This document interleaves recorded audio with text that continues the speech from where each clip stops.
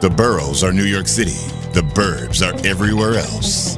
Real estate is the ultimate game of risk and reward. It's the biggest investment most people ever make. Fortunes are made over a lifetime and lost in a day. And we're not playing with Monopoly money. How do you stay ahead? Who's buying? Who's selling? And why?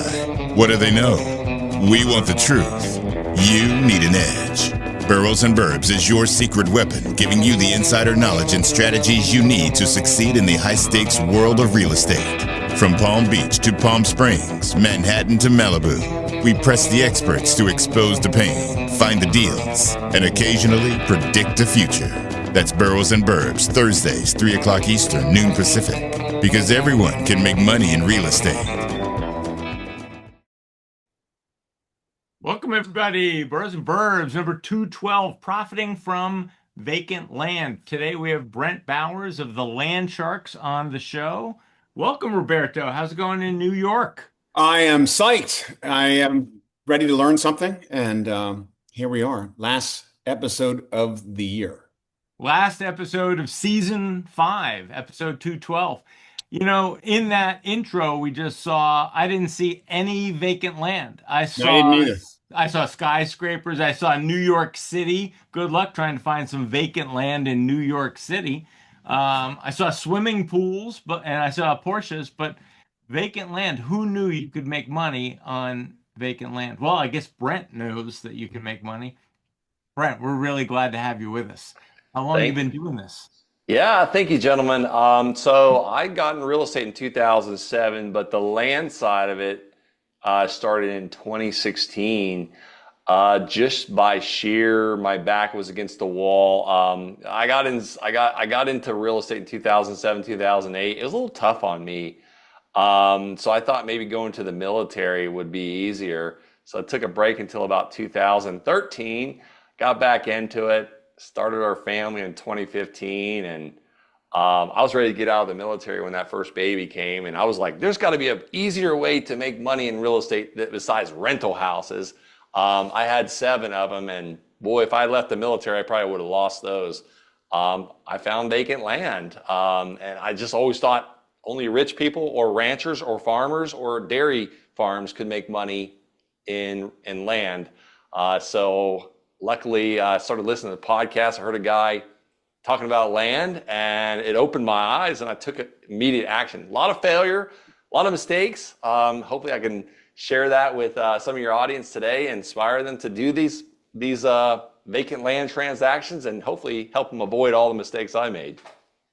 All right, starting in 2007, 2008, first of all, I mean, you went into the abyss. I mean, into the financial crisis. Wow. I did. Not great time. Let me take you through a few screens. You're going to find Brent there he is, Land Sharks on LinkedIn. You're going to find his website at The Land Sharks. And we're going to go through some of these screens today. Passive income and build legacy wealth. So we're going to learn about that. He's got a podcast. He's on YouTube. We're going to hear some of the success stories. I want to bring everybody's attention that a new Roberto Cabrera newsletter has dropped. Let's go shopping. That's old. What? That's the old one.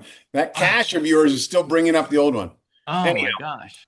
The new one says the tie goes to the runner. There we go. That's it right there. There he is on YouTube. Tie goes to the runner. What does that mean?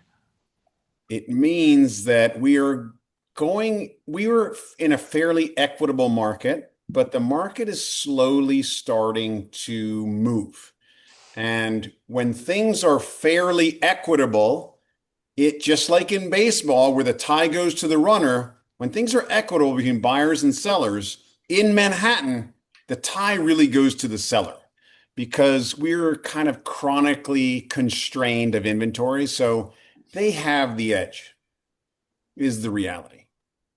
I should expect that the seller who's not terribly enthusiastic with my bid is just gonna wait. They're just going to start to have more and more leverage because more and more people are going to be coming into the marketplace and things will get more competitive. So that's the basis of it. Anyhow, all right. We're not talking about that. All right, 2 more screens, and then we'll get back to our guest. That's the Engel team. com. That's where you're going to find me. And I want to thank our friends over at Grace Farms. I just love showing off these pictures. I mean, what a beautiful building. What a beautiful campus they have. That's That's the really good. auditorium. And you can just hang out there throughout the year. It's free and just drink tea. That's what I do.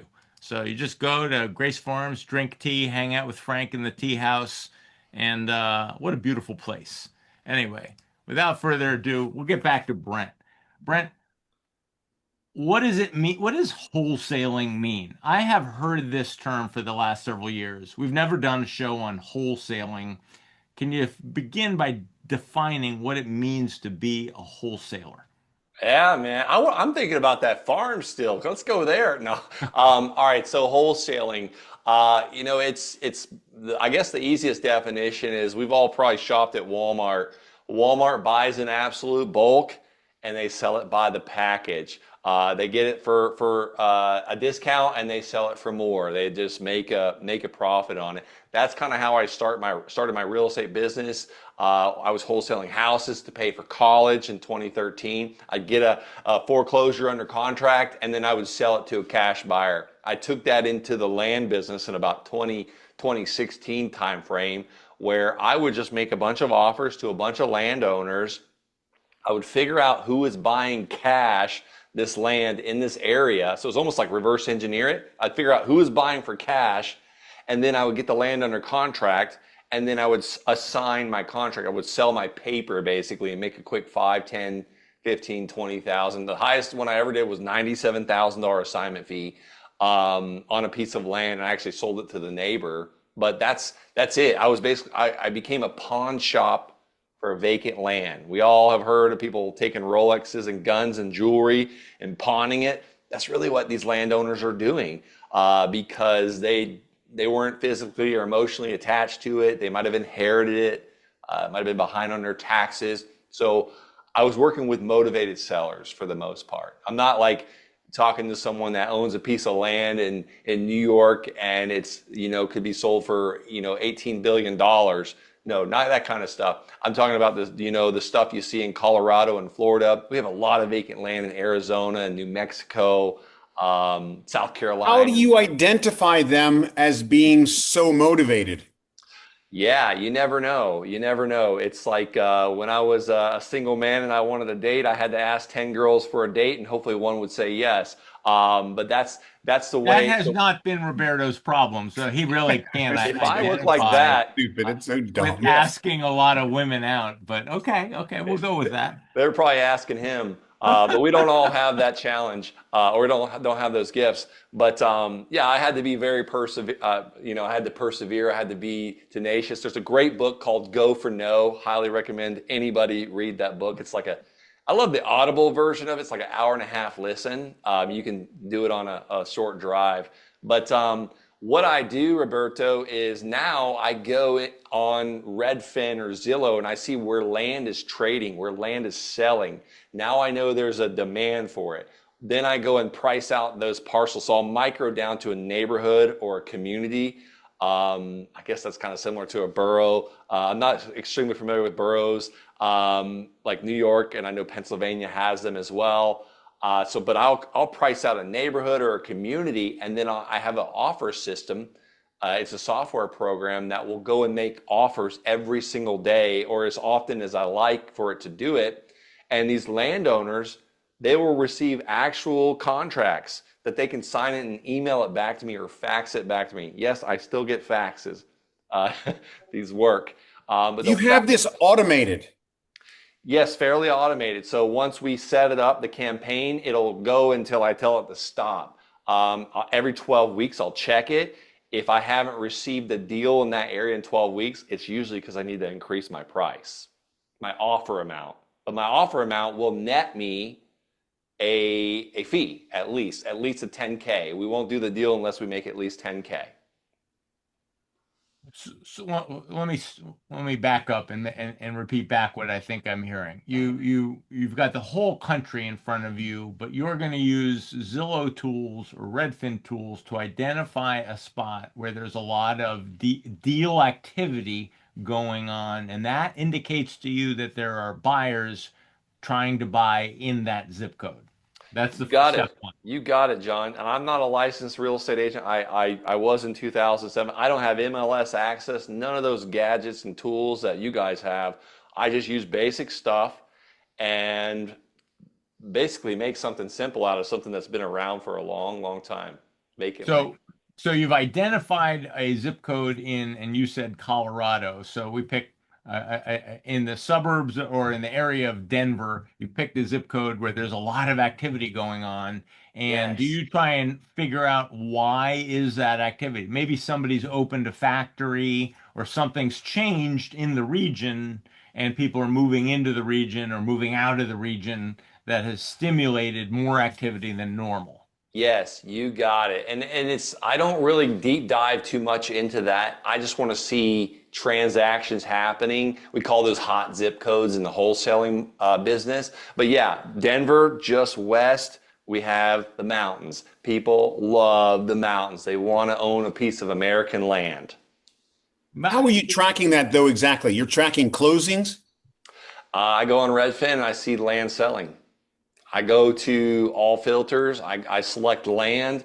I select sold in the past 3 months, and I see the little dots, and I'm like, oh wow, let me narrow in on that. Now it doesn't have. So it's like a heat map kind of thing. Yes, yes, yes. It doesn't have to be an absolute tremendous amount. Like if you look at like Southwest Florida, Lehigh Acres area, or Lee County, Charlotte County, it's just like it's overwhelming. I've done deals in those areas. But I prefer like the secondary, the tertiary markets, the stuff that like no one's even heard of, because those are where the best deals are happening. Now, I still get deals in Florida, these highly competitive areas, but it takes a lot more offer letters, but usually the spreads are larger, like the actual profitable deals are larger. Okay, I mean, I want to ask questions about, well, you could get hurt if all you know is that there's a lot of activity happening, but you don't know exactly why, what has been the catalyst for that Yeah. activity, and maybe the season is over on that. Maybe Hyundai has identified a spot near Charleston. They're going to open up a big factory. They've identified where, everybody's raced in, they've bought a bunch of that land. You could be late to the party. Yeah, absolutely could. I've been in areas that have slowed down. And right before we hit the record button, I was showing you some brand new mobile homes we popped on land. One of those areas, I was making money hand over fist a couple years ago. Well, now I'm selling that land. I'm like, oh man, I don't think this is worth it anymore. So I looked at who I was selling it to. These guys that I was selling it to were putting brand new mobile homes on it. And I was like, okay, I see what they're charging for this. I see what I've got into this land. So I started putting these brand new mobile homes on it, and there was a whole nother profit. It's almost like a whole nother business in itself with putting these brand new mobile homes, and we're netting over $50,000 on each one of these deals. So I'm going directly to the manufacturer, Clayton Homes, Cavco, Champion, and putting a brand new mobile home on it. Now there's a few more steps. It's not as I like to call myself a lazy land investor. 99% of my business is all virtual, and I'm not having to go and look at this stuff. Now I actually have to have someone with boots on ground. Now there's a few more steps. Like, did the mobile home arrive?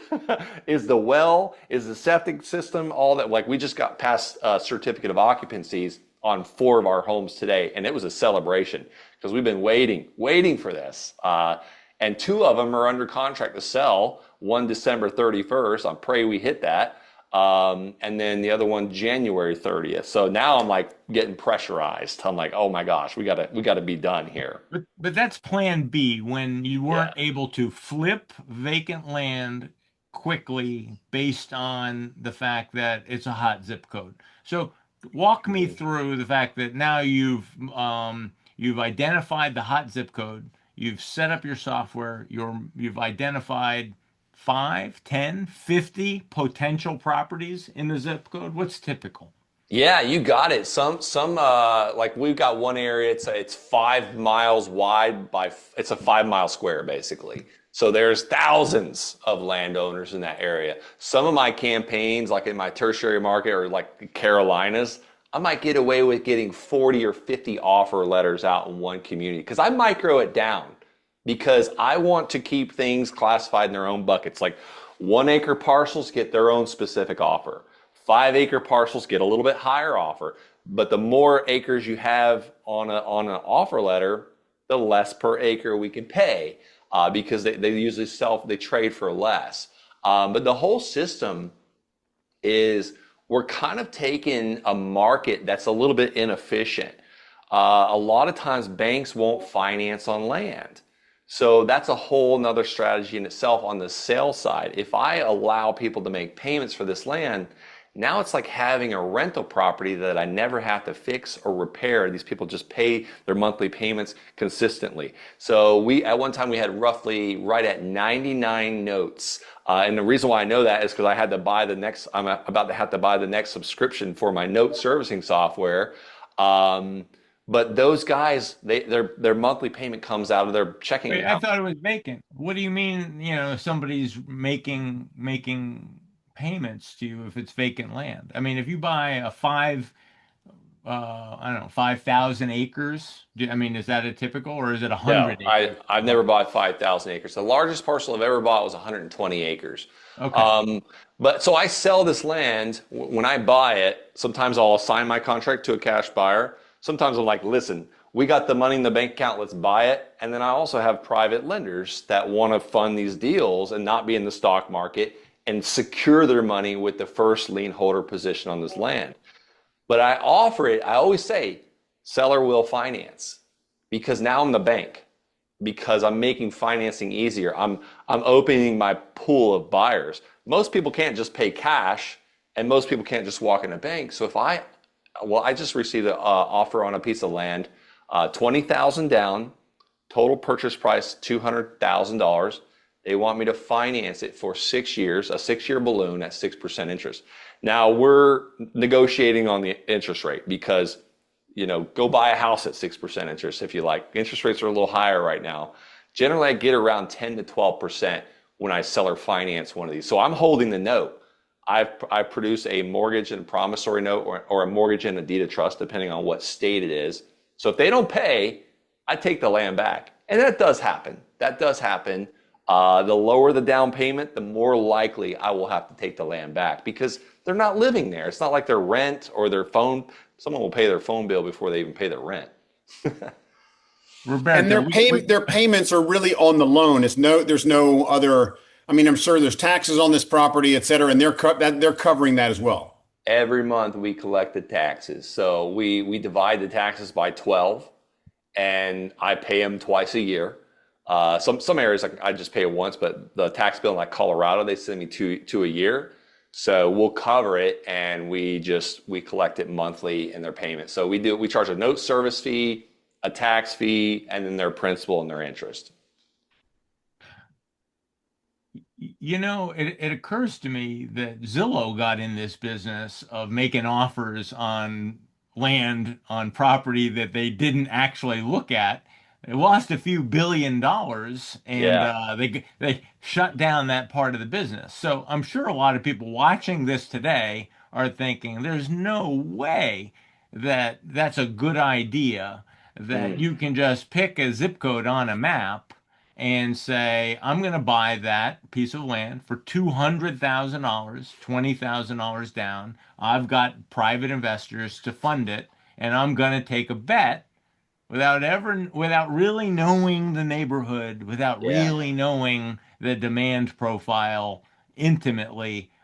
Most of my listeners are very, very cautious, and this feels not so cautious. Well, then maybe they shouldn't be investing in real estate. I'm just going to be flat out. I see where you're going with this, John, and I see the way your mind's thinking. I've done over 380 land transactions at this point. I don't just haphazardly buy land that I've never seen. I also figure out, and if you'd like to keep, we can kind of talk about the due diligence and all that. But generally, I'm getting this stuff at like 60 cents on the dollar. So the bottom can fall out tomorrow, and I'll still get my money back. Like, it's not a complete stupid purchase. However, I've made mistakes. There's been a few mistakes. I have lost money on 3 land deals out of 380. But I also find out the land specialist realtor in each area. I assume you guys are specialists in your area. So if I call you and I'm like, hey, what do you think this house is worth? What do you think it'd sell for in 30 days? Like if I list it for you today, John, what is this thing going to sell for? Like you got your grandmother's money on this. You got to sell in 30 days.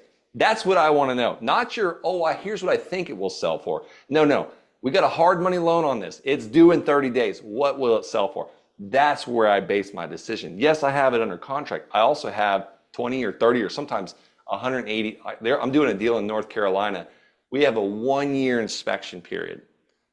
We've got a buyer already with a letter of intent.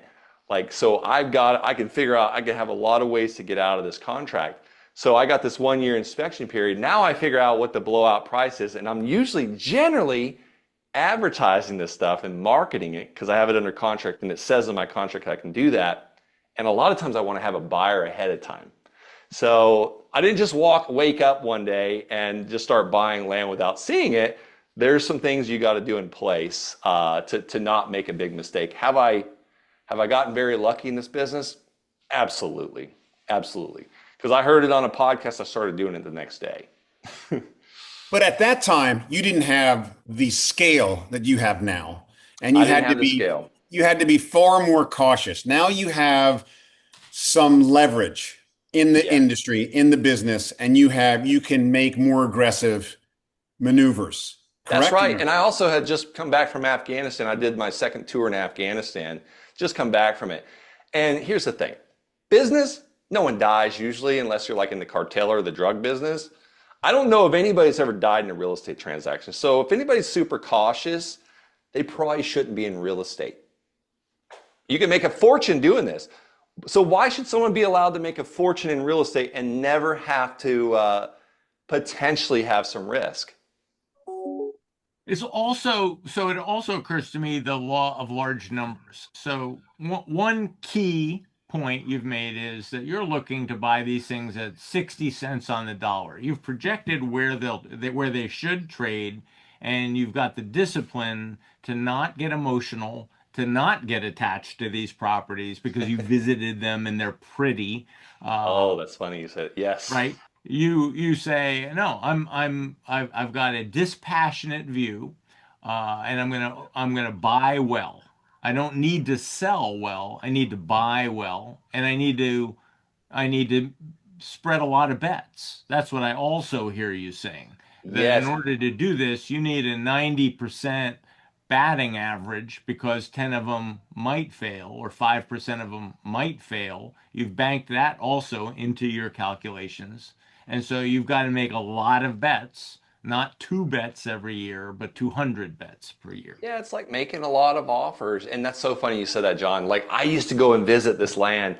I would drive 3 hours when I was stationed in Colorado. I would drive 3 hours and these beautiful aspen trees, and there'd be a creek on the back side of the property. And I kept going home and telling my wife, like, oh my gosh, like, because at first I would buy land that I didn't mind getting stuck with. And if I went and visited the land, I was really good at selling it. And how did I sell this stuff? Facebook, Craigslist, signs, realtors, land specialist realtors. But I would get emotional with it. And one day my wife's like, because I was like, oh, we could put a cabin on this. And she's like, how many cabins do you think we actually need? So that was almost like my red light saying I'm getting emotional with this. But yeah, anytime I've ever gotten emotional with a real estate deal, it's usually when we're going to live in it, or my wife and children are involved. And then anytime I've gotten greedy, those have been times when I've paid the price. So the land is just your widget. That's your, That's it. Yes. So true. So what is your sweet spot of you said you bought as high as 500 acres once or something you said? No, 120 acres is the biggest one I've ever bought. The most expensive parcel I've ever purchased is in Colorado Springs. We still have that land for $1.2 million. What's the sweet spot of what are the majority of your deals are, 3 or 4 acres, 1 acre, 2 acres, and they're, 50,000, 100,000. Yeah. The last couple of years, it's been anywhere from 1 to 5 acres. It's been my pretty good sweet spot. Purchase price anywhere from 20 to about 55,000 has been really my favorite. We've bought them, the one I lost money on, we were at a little 200, a little over 200, supposed to be selling for 450. Things changed on that one. It never really pays to buy the biggest parcel in the neighborhood, kind of like buying the biggest house in the neighborhood, or the prettiest. But yeah, the sweet spot, 1 to 5 acres lately has Have been you really ever nice. bought a fairly large size parcel and divided it? Yeah, we actually just sold one last week. We got 6 out of that one. Six parcel subdivide. We just sold 5 out of 6, so we've got 1 parcel left. We paid the lender back with the third parcel actually that we sold, completely free and clear with that one. I don't do a ton of subdivides. They just take longer. The first one I ever did was not really that profitable. Luckily, I seller financed it for 30 years. And anybody that knows about 30-year mortgages, it's pretty much front and loaded interest for the first like 7 years, 8 years. How do you find a buyer for it, especially if you find a buyer before you even close on it? I'm Yeah. fascinated with that. It occurs to me that now you've got 100 grand into a piece of land. Hmm. Are you going to pay a broker? Are you going to call the brokers in the area and say, Yeah. "Hey, I have something coming up"? What's the strategy on the Yeah. selling side? Like I don't buy land anymore. I mean, I didn't start like this. Originally, I started by basically sending people on the tax delinquent list a mailer saying, "Hey, I'd like to buy your land. They're behind on taxes. A lot of this land was not buildable, not accessible, landlocked stuff, and I had to seller finance it to get, make a profit. But I'm buying it for like a couple $100, selling it for $5,000, $10,000. That was a lot of money for me back then when I was in the military. I was making like 4,000 a month back then. But now, if a realtor won't sell it for me, and if I don't see realtors selling the land in that area, I'm not touching it because, go ahead, Why Rick. would you? So you said it's not buildable, it's not this, it's not that. So why are you buying it? I It don't do doesn't that. seem like an attractive piece of property that anyone would want. Yeah, yeah. So when I was starting, 2016, making like $4,000 a month in the military, working like 80 hours a week, I sent I sent postcards to everybody that was behind on their taxes. And I didn't really know what I was getting into. I didn't know what I was doing back then. Even though I had a license, I had 7 rental properties. I would get this land under contract for like sometimes $300, $285 was the first one I ever did. And I got it under contract, went and looked at this land. And I'm looking at the Pike National Forest in Palmer Lake, Colorado. I'm like, man, wow, I got this land under contract for $285, but it's not buildable. Only one ingress, one egress. So the firefighters could get pinned down on the side of the hill, basically. So I didn't know what it was worth. I didn't go to Zillow or Redfin back then. And I saw a real estate office. And I was like, well, surely these realtors probably know about this land. So I call them and I said, hey, what do you think this thing's worth? Like what I was telling you, John, like what's the blowout, get her done now price? And she's like, well, I can probably list it for about 10 grand on the MLS and you'd get it eventually. And I'm like, again, to me, that's like 2.5 months of pay. And I had a newborn baby at home. I wanted to get out of the military because I'm preparing for my 3rd combat deployment to Afghanistan. I'm going to the field in like 2 weeks, and I won't even have a cell phone for 2 weeks. So my wife was like, done. She's like, oh my God, this baby never sleeps, and you're never home. So I thought she was about to walk out the door, honestly. She almost did. So long story short, that God sent me that realtor. She's like, listen, I'll buy it from you. And she offered me 5 grand. She ended up closing the following week. I got a quit claim deed from the seller. Quit claim, basically. He quit claiming it. For anybody that's like, what the heck? Not quit claim, but quit. And I brought it to Land Title Insurance Company. And the next day I went and got my check for $5,000, certified check. I was hooked, absolutely hooked. So that's why I was dealing with that inefficient parcels. And I kept doing those over and over and over. And then as my bank account grew, I got the confidence to buy more expensive land. Goodness gracious. Are are there certain trends that you've seen in the last 5 years of what's driven, like you're tending to do this type of business because you're seeing this, or as opposed to what you saw maybe 8 years ago? Yeah. Are things trending for you in a way that you're doing something because of I some gotta sort of think that stimulus? interest rate environment must be changing the nature of how much competition you had then in a low interest rate environment versus now, and how many buyers there are out there in a low interest rate environment versus say now. Yeah, yeah. So yeah, there was a lot less competition back then. I might have even created some of this competition, but at the end of the day, I was doing more and more land deals every month. I got up to 15 employees. Um, I had a large office. I still own the office. It's rented out now. I got caught up in the ego. The reason why I got into this business was not to get rich, not to build a massive portfolio. I really just needed like $5,000 a month so I could stop going to Afghanistan. That was my biggest thing. And then number two, well, maybe it was actually, this is probably number one. I didn't want to have a divorce now with kids involved. So I was like, how do I get out of the military and get passive income? Because I was trying to do that with the rentals. That wasn't happening for me. I was probably just buying the wrong rentals, not buying them right, and over leveraged. So I had to basically create money out of thin air because I didn't have it. I was in debt for these rentals. So I just kept doing them and doing them and doing them. And I told myself, I was like, listen, I won't live off this business for the next 3 years. I got 3 years left on my contract. I was getting out in 2018 and I was an Army officer. So I went from enlisted to officer. The Army sent me to college for 2 years. So I had it pretty good, but I wanted out. So in that 3 years, I was roughly up to $12,000 a month. On May 2018, I was sitting at $12,000 a month net coming in every single month from land payments. And most of that land was like 5-acre parcels out in Colorado. Some of it was not buildable. Some of it just the neighbor bought from me, like things like that. And then that month of May of 2018, I did a multifamily lot and I made a $55,000 assignment fee because someone really wanted this lot. And I remember getting a call from the broker like 2 years later. He was like, who are you? How are you involved in this transaction? Because it was a speculative purchase. But talking about the interest rates in 2022, when those went up, my business kind of like came to a screeching halt for about 30 days. And then people kind of like started to adjust.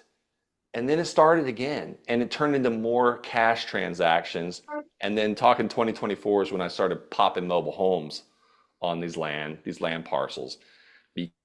Because what do we need right now all over this country is affordable housing.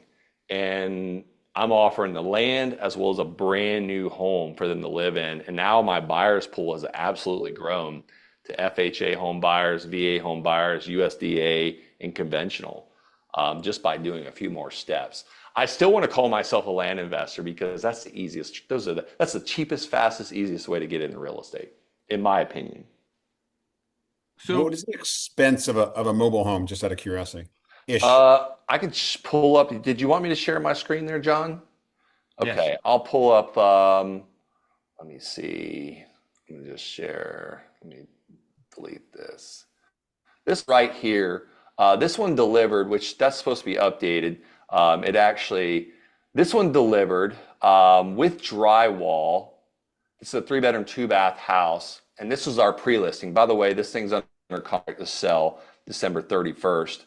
But this is what it looks like on the inside. This is actually directly off of Champion site. Mine is drywall, not panel board. But this thing delivered is $85,000. We're looking at a text window. Is that what you're expecting? We're looking at? Oh, no. Thank you for telling me that. Okay. Is that, Better. okay. That's Sorry a about kitchen. that. We're seeing a kitchen. Yes. It was supposed to share my whole desktop, but this thing delivered is 85 grand. Okay. This is what they look like on the inside. I've got 4 of these going in one part of Florida. We've already pre-sold 2 of them where we're under About contract. how many square feet is that? This one's 1,450 square foot. This is why I picked this particular one, is because it's this bathtub and this walk-in shower. Let me see if I How can. many bedrooms are in there? 3 bedroom, 2 bath. How's it heated? Like, what's the source of energy? This is in Florida, so we don't need a ton of heat. But this is heated by the there's a outside condenser unit, and it pumps it through the vents in the top of the house, and it's also got an air conditioner. But it's all electricity. Yeah, all electric. Yeah. So you buy the land. How much was the land in this, in this scenario? This parcel, I bought 3 parcels. Roughly, they average to 21.5 each. And then you put 21.5 an $85,000 house on it, so you're into it for 100 plus fees plus interest, and you can sell it for 265. You got it. So I'll actually be all in 181 completely. That's septic system. Let me pull up the finished outside so you can see what that looks like, because this is an ugly picture they've got there. But that's my driveway. That's our sod. Let me see if I can share the screen here. I think an ugly picture tells a lot about the story. I mean, it's why, when everybody says, I don't believe it, why doesn't everybody do this? Because they're not pretty until you put some landscaping in, you put in some sod like this, until you actually roll up your sleeves and spend that extra $80,000 to improve it. Yeah. Yeah, that's true. That's true. And the reason why I'm loving these so much, I sold 2 in November. I have 3 closing in December. One already set to close in January. The reason why I'm loving these so much is they're more consistent. Our land deals lately have been up and down. Like, we make some fat chunks of change, and you don't have to do a ton to it, kind of like the subdivide in South Carolina. We started that subdivide over a year ago, and we've only sold 5 of them now. These just go a lot faster. I'm in and out in 4 months with these. That's what I was curious. So from the moment you buy the land, you can have that set up in 4 months. Exactly. Sold, paid in 4 months, paid. Wow. So I can give you the perfect example with this one right here. This is in Georgia. We bought this parcel for 12 grand. We own the one next door for 14,000.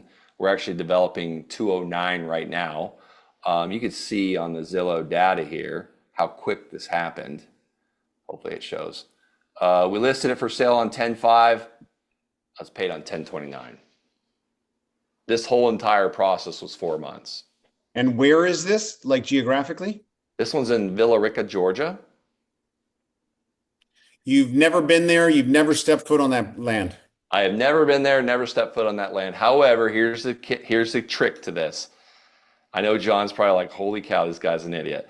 I don't know. You were like, I didn't do this to get rich, but I just kind of stumbled into being rich. Well, I think so. You never get rich. This is a day job. This is very active income. So where you get rich, and I'll tell you, like, anybody that wants to hear it, I got hit with a massive tax bill in 2021. Well, it was massive to me. It was 150 grand, but I had just lost about 250 of my money on 2 large homes on large acreage. So I had just lost 250 grand basically, plus got that tax bill. And I remember we were at my in-laws in Wisconsin, and I told my wife, I was like, I don't know what I'm gonna do. And she basically was like, figure it out. And I was like, gosh, I thought I'd get a little sympathy. I was considering suicide because I was like, oh my God, I just lost all this money. I don't know how I'm going to pay the IRS. I thought they were going to be waiting for me to take our house when we got home. So my CFO was like, how much money do you have into it? Like, I had just hired this guy, and it was a lot of my cash. He's like, why are you not using private lenders? Why are you not using private lenders? He's like, if you had private lenders, could you have just rented this out until this kind of blew over? And I was like, yeah, I could have. He's like, how much money would you have in a bank account if you had private lenders? I was like, at least $1 million, because I also had money in many other projects and parcels of land. And so he started changing my mindset of running a real estate business like an actual business now, where I use other people's money. But that tax bill, I cannot keep getting over almost $200,000 tax bills. So this is where the wealth becomes in. I started figuring out with a CPA every quarter what I needed to spend on real estate that year by December 31st so I could lower my federal tax bill to like next to nothing. So I started buying light industrial buildings. I started buying, which with blue collar tenants that have triple net leases, that if they don't pay, they go out of business. These are the best tenants ever. And buying mobile home parks, which you can you buy a $400,000 mobile home park, your $200,000 tax bill is gone with something called a cost segregation. So that's where like the wealth becomes built by this land money, this like inefficient garbage land turns into, I shouldn't say all of it's inefficient, turns into a portfolio that 15 years from now, it'll all be paid off free and clear by other people's money. Explain cost segregation. Yeah, I don't understand it. I'm not very sophisticated, guys. I'm just a Florida boy. I grew up in a cattle town. I do have a bachelor's degree, but it was a bachelor's of arts. I asked the college. You sound pretty sophisticated to me. What about this cost segregation? All right, How is that a tax strategy for you? So cost segregation, what I do is we hire a cost segregation company. They go in and they look at all the improvement, like a mobile home park. Like those are owned by VIN numbers, so it's like personal property. So those depreciate like faster than I can throw a rock off my roof.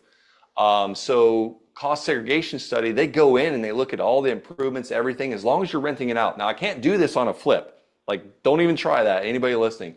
But if you get a cost segregation study, you can pretty much decrease your tax bill substantially. Like the $450,000 light industrial building we bought, we could pretty much take almost 20% of that and write it off the tax bill. I don't know how it all works, but the IRS wrote these rules for us to do this. Now, if I sell this stuff, I get hit with what's called recapture. I got to pay those taxes. So it's best to 1031 it into a like-kind exchange or another property, or get really creative on like trust. But yeah, when you sell it, which happens, I almost have to buy even more real estate that year. So it's just about, so the wealth is built by the holding of this stuff. This is just you guys are seeing my day job. It's really ultimately, I figured in about 12 years, maybe 15, I'll be running out of energy. And I need probably 50 grand a month coming in with paid for real estate. That's the whole goal.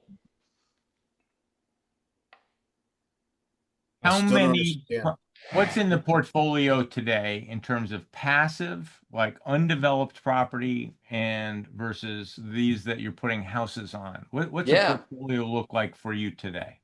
Yeah, we have 24 notes that pay us every single month. That's for land. That's land only, just unimproved vacant land. And we have to fill out what's called a worksheet for every parcel, how much we've received. And that's how much. For example, you bought it for 60, you sold it for 100, they put 10 grand down, and they've given you, and you're holding a 6-year balloon note at 10%. That might be one of those 24 notes, right? You're darn close. Absolutely. Okay. I don't actually give balloons. I don't do balloons. The buyer that's buying this land in Florida requested it. And here's why I don't do it. You got to be very careful with predatory lending. As a business to a private person, if I give them a balloon, that could potentially put them in jeopardy of losing the property. So I don't do balloons. This person is actually buying it for a business. We're not closed yet on this one that I was talking about, the 6-year, but I give them 30-year mortgages, like principal, interest, and pay it off whenever you want. No prepayment penalty. I really have we've only had one aggravated buyer out of all the years, but I like the happy customer guarantee, because if like someone wants to take me to court, something's wrong. So let's make them happy. So basically 70% of the payments that we collect is pretty much all interest, because they're in the front end of that 30-year mortgage. Some of them pay it off, some of them sell it. We've had people that get behind. We'll pause their payments. Like, I'm not going after them, because here's the thing, I can get another land deal today. So I've worked with people. I've sold some parcels of land. I'm on one that I've sold 6 times now, 6 different times, and I think I paid like $3,700 for it. Not buildable. It's 1 acre behind. It's actually But sometimes they put down that 10 grand on that 100,000. They fall behind on their payments. You mhm. pause it. But sometimes I've got to imagine you have to foreclose. Yes. I've never had anybody that I foreclosed on that had put $5,000 or more. There's something weird about under the $5,000 mark. About 50% of them will probably stop paying, unfortunately. I've helped people sell them. I've connected them with realtors. One I actually had to do a short sale on in Daytona Beach, Florida. It was actually wetlands. And the guy's like, look, I got it sold for this amount. I owe you. It was like he owed us 200 grand for the land. I bought it for 150. We sold it to him for 225. He put 25 grand. He's like, I need to pause my payments or something. I told him where he needed to price it to resell it. Well, we took 20 grand off the mortgage, took down to 180 because I still was profitable. So I didn't want to deal with the wetlands. I didn't want to mess with it. So All right. So you had 24 of these notes coming in. What else in the portfolio? yeah, we've got my office building, we've got mobile home park, we've got 2 light industrial buildings, and I'm selling about 10 other residential rentals. I am trying to get out of the residential rental business. That's I'm not good at it. I'm just terrible at it. Anybody that's got a story, we've always, yeah. And in the old days, you were the bank, but now you've got private lenders that you work with. So how much of this portfolio is leveraged or borrowed again? Yeah, so out of those 24 notes with land, I probably owe 3 lenders for those. 3 lenders. The mobile homes that I just showed you, I have private lenders for those. Those are more short-term, 6-month private lenders. I pay those guys anywhere from 8.5% to 12%. As I build that private lender list of people that want to lend with me, and these are regular people. These are plumber, my dentist, a friend of mine, people that have met me on the internet. They're not banks, they're not institutions, hard money lenders, or real estate investors. These are just regular people that want to make interest on their money. So now I understand what the business looks like. It occurs to me that I've got $1 million sitting around, and Roberto's got $1 million.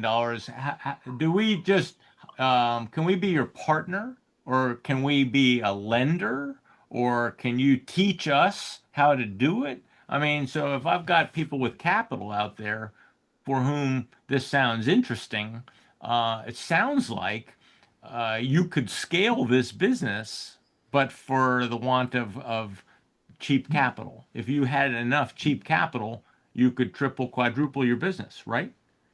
Absolutely. Yeah. I'm open to talking about any of that. I generally work with people on a lender basis where I pay them, interest on their money, but I think we have a couple year run on this. I had a few year run on the land. I mean, in 2021, I could literally put a piece of land on Craigslist and sell it and make 20, 30 grand. So easy back then. I think it's the same thing right now with these mobile homes. I've been teaching people how to do this. I'm seeing other people start to teach it now as well. So I think I got a couple year run. So I'm absolutely And open. then what? And then what? You know what? That's why I got to keep buying rentals, buying these light industrials, buying these mobile home parks, and improving those as we go. And maybe one day I'll just say, you know what? I don't know. Something always comes new. I never thought I'd be placing mobile homes on this land. I have bragged about how easy this land business has been since 2018. Now I'm starting to be known as the land home package guy, when really before it was the land. So I don't know what's next. I Is hope it it's fair something to exciting. say that you got into this business when you could buy undeveloped land because that was all you could afford? But it's Yes. also kind of risky because if you can't find somebody who could make use of it quickly, then I have to say it's a little harder to sell if your initial buyer doesn't come through. So it seems to me that you've gotten into improved land because it's stickier, because that business is gonna stick around. That And it's more homeowner exciting. in that house is gonna stick around, whereas somebody who bought the land next to them because it was available and inexpensive could just as easily default on the loan Oh or yeah. change their mind or whatever. In a bad economy, unimproved land is the quickest thing they're going to walk away from. But if they're living there in a mobile home, they're not going to walk away. And it doesn't matter if they walk away because I've already sold it. I've already been paid. So yes, 100%. Yeah, when I started in 2016, I didn't have any money. That $285 parcel of land, I was scared to death to pay that seller for that because I was like, I mean, it sounds terrible saying that, but $285 back then was like a lot of diapers and I gotta formula. say that, so which is the better margin business and which is the riskier business?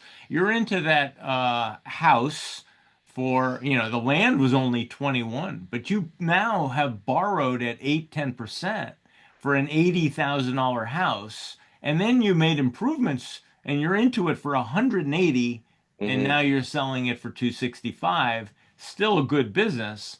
But it occurs to me your margins are coming down. Your risk profile is coming down, but so are your margins. Yes? Yeah. Yeah, they are. I'll be right at 51,000 for each of those in that one area. They could come down, and we might race to the bottom. People might start doing it out there, seeing what I'm doing. My plan B with that is if I have to fire sell it and get that 180 back to pay my lender, we will. Or maybe we'll, I don't want to rent out mobile homes. I've got enough of those for rent in the mobile home park. And then, by the way, I sell those units to those mobile home park tenants because I don't want to be maintaining mobile homes. I want to collect the lot rent. Ultimately, I want to be collecting rent on land. Can we go back to something I still don't understand? Sure. You're buying land that you said essentially it's not buildable. It seems like it has no usage. And one of these properties that you've sold it 6 times. Yeah, that one. Yeah. Who's buying it and for what? Yeah.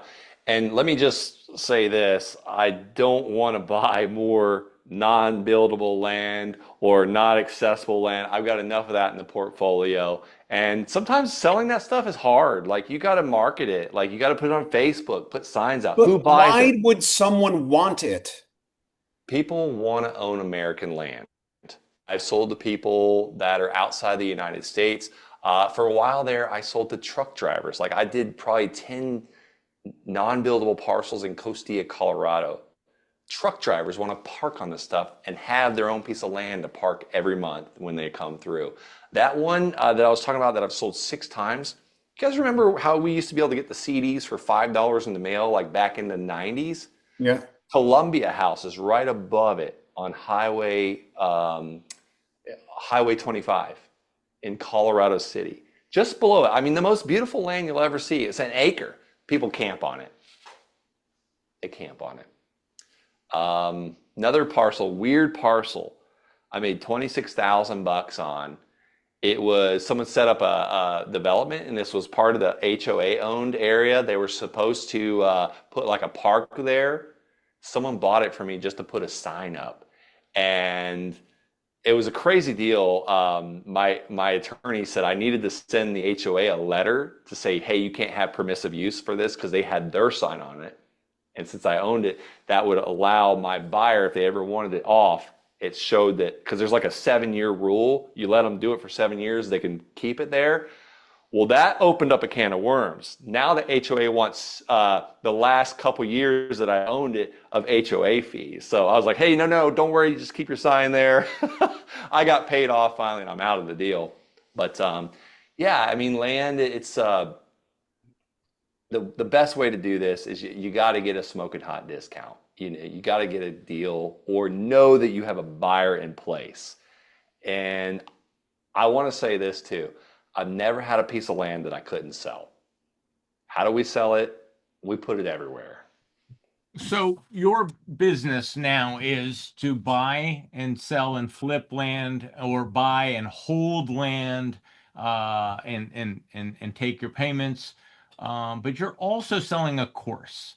So let's say I decide I want to, I'm in, I want it to, and I buy the course and I take my 100,000 bucks, and you help me through the course buy 5 parcels at 20,000 bucks a piece, and I'm hoping to sell them for 5 parcels for $30,000 a piece. So a way to dip my toe in the water.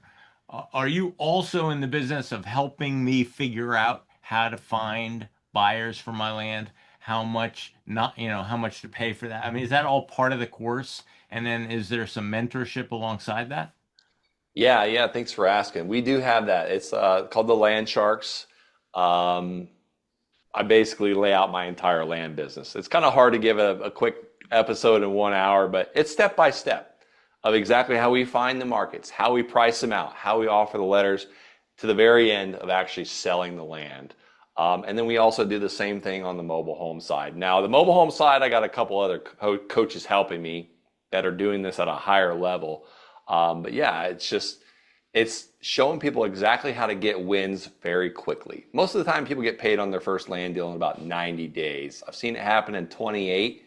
But this is like the cheapest way to get started in real estate, in my opinion.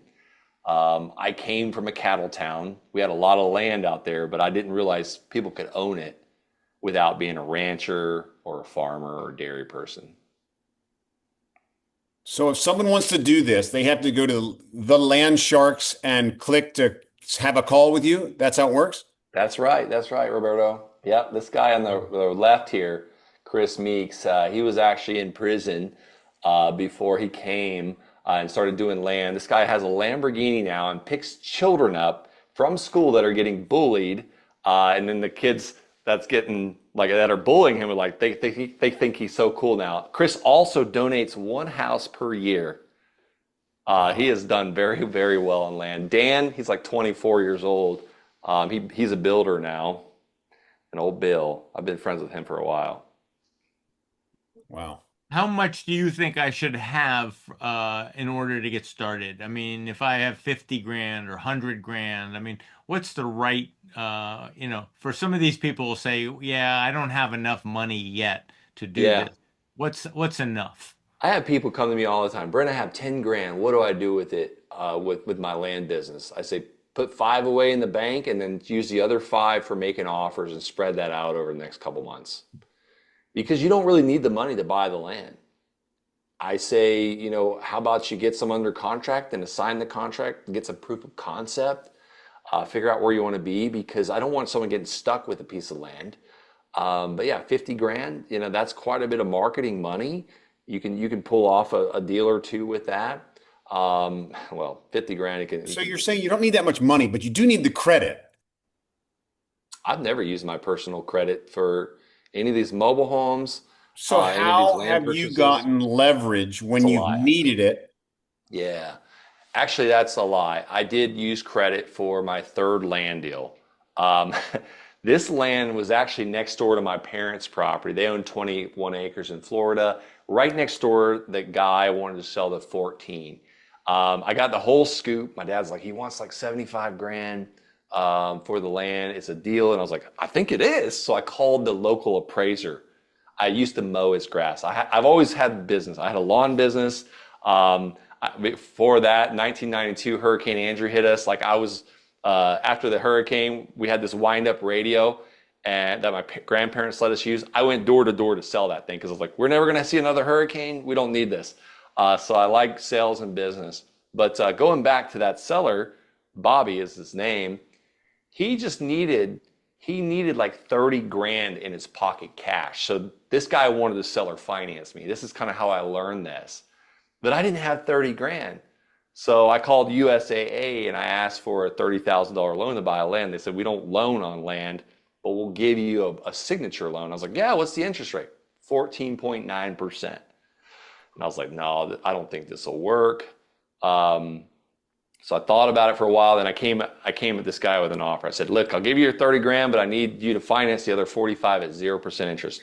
I called it principal payments for $400 a month because I knew that I could find a buyer to pay me a little bit more.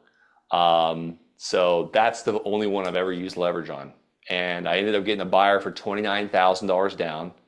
He bought it from me for $159,000. I ended up making about $100,000 on that deal after all said and done. I no longer have the note anymore. My buyer actually died. Crazy story.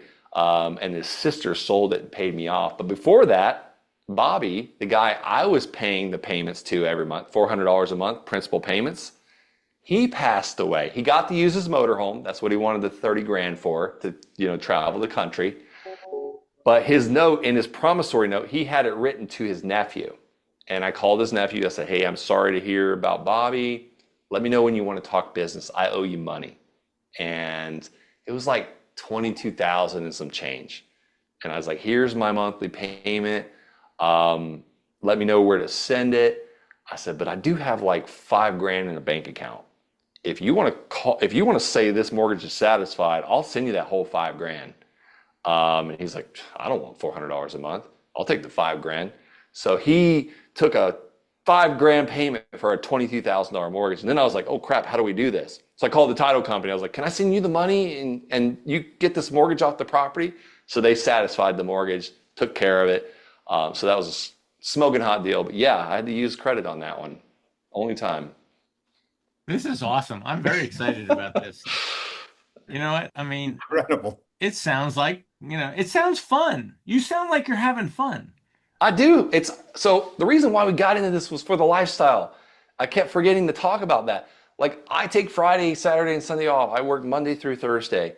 I race four-wheelers on the weekends. I didn't. But when you're working, you're looking at a screen of Redfin and Zillow and all that. And so for people who like to do this, and so a lot of the people who watch our show, they just love real estate. They like looking at land and houses and neighborhoods and thinking about and dreaming. And so for all the dreamers out there, this is a way to actually get a process around it and get into and get out of pieces of land. I love it. Yeah. It's very exciting. I'm going to tell my 21-year-old son, there's a lot of 21-year-old sons and daughters who are graduating from colleges here, wondering what they're going to do with their lives. You know what? You could do worse than getting into, than being an entrepreneur and getting into real estate. So Brent, You've inspired me. Thanks, John. Yeah, you put me through the ringer. I had to, bring my A game there. You certainly did. All right, I'm gonna. Brent, you seem pretty street smart to me. That's all I can say. Yeah, thanks. For a good old boy from Florida, you seem pretty sophisticated. So I want to thank our sponsor over at sharegracefarms.com. That's Grace Farms Food, and that's me, theengelteam.com. Go check out Roberto Cabrera's report. The tie goes to the runner. You find it on YouTube, or you can go to robertocabrera.com to read it. Thank you to the Land Sharks, Brent Bowers. What a great show. This is his website. Look for it. There he is. You can check him out on LinkedIn. Thank you, gentlemen. Great show. Brent, awesome. Thank you so much. Thank you, guys. Have a great day. New year, Roberto. Likewise. Are you a couple blocks from Times Square and we'll see you in it on New Year's Eve? We'll look on the TV. No, you will not see me there. There you'll be. You will not. I will be in the city, but you will not see me there. No? Wow. Oh. New Yorkers don't do that? No. Are you going to buy some land in Colorado with me now? Yeah. Yeah. That's what we're doing. Or Florida? I like it. All right. Thank you, Brent. Thank you, Roberto. God bless, guys. See you guys. Bye-bye. Cheers. See you in the new year.